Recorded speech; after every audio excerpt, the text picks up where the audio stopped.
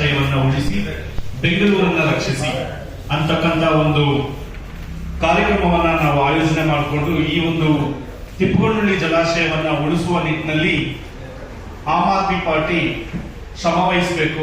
ಯಾಕಂದ್ರೆ ತುಂಬಾ ನಿರ್ಲಕ್ಷ್ಯಕ್ಕೆ ಒಳಗಾಗಿದೆ. ಬೆಂಗಳೂರಿನಲ್ಲಿ ಇವತ್ತು ಕೆರೆಗಳ ಪರಿಸ್ಥಿತಿ ಯಾವ ರೀತಿ ಇದೆ, ಅದನ್ನ ಸಮರ್ಪಕ ನಿರ್ವಹಣೆಗಳನ್ನ ಮಾಡ್ತಾ ಇಲ್ಲ.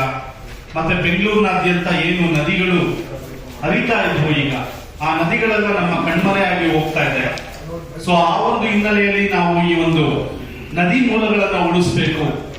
ಮುಖ್ಯವಾಗಿ ಏನು ಒಂದು ಪಾರಂಪರಿಕ ಇತಿಹಾಸ ಇರ್ತಕ್ಕಂಥ ಚಿಪ್ಪಗೊಂಡಳ್ಳಿ ಜಲಾಶಯವನ್ನ ಉಳಿಸುವ ನಿಟ್ಟಿನಲ್ಲಿ, ಅಂದ್ರೆ ಅದರ ನದಿ ತೀರಗಳು ಏನಿದೆ, ಇವತ್ತು ಬಫರ್ ಝೋನ್ ಅಂತೇಳಿ ಸರ್ಕಾರ ಇಲ್ಲ ಸಲ್ಲದ ರೂಲ್ಸ್ ಅಂಡ್ ರೆಗ್ಯುಲೇಷನ್ಸ್ ಗಳನ್ನ ಮಾಡಿ ರಿಯಲ್ ಎಸ್ಟೇಟ್ ಮಾಫಿಯಾಗೆ ಒಳಗಾಗ್ತಕ್ಕಂಥ ಎಲ್ಲಾ ಸಾಧ್ಯತೆಗಳು ಹೆಚ್ಚಾಗಿ ಕಾಣ್ತಾ ಇದೆ.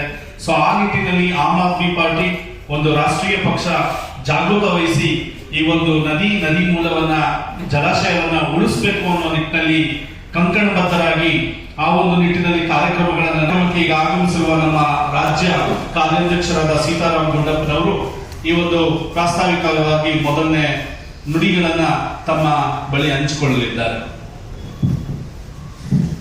ನಮಸ್ಕಾರ ಎಲ್ಲ ಮಾಧ್ಯಮ ಮಿತ್ರರಿಗೆ.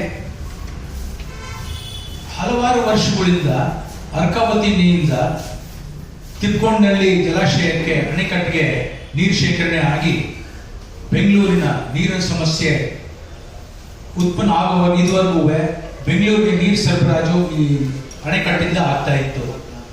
ಅಲ್ಲಿ ಸತೀಶ್ ಅವರು ಹೇಳಿದಂಗೆ ಬಫರ್ ಝೋನ್ ಅಂತ ಇತ್ತು, 2 ಕಿಲೋಮೀಟರ್ ಇತ್ತು, ಆಮೇಲೆ 1 ಕಿಲೋಮೀಟರ್ ಆಯ್ತು, ಆಮೇಲೆ 500 ಮೀಟರ್ ಅಂದ್ರು. ಈಗ ಅದನ್ನ ಇನ್ನೂ ರೆಡ್ಯೂಸ್, ಇನ್ನೂ ಕಡಿಮೆ ಮಾಡ್ತಾರೆ ಅಂತ.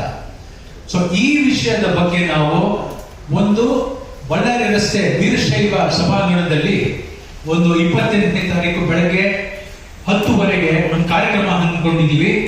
ಈ ಕಾರ್ಯಕ್ರಮದಲ್ಲಿ ನಾವು ಒಂದು ವೈಜ್ಞಾನಿಕವಾಗಿ ಒಂದು ಇದಕ್ಕೆ ಪರಿಹಾರ ಹುಡುಕಬೇಕು ಅಂತ ಆ ಸಭಾಂಗಣದಲ್ಲಿ ನಾವು ಚರ್ಚೆ ಮಾಡ್ತೀವಿ. ಎಲ್ಲರಿಗೂ ನಾವು ಆಹ್ವಾನ ಪತ್ರಿಕೆಯನ್ನು ಹಂಚಿದ್ದೀವಿ.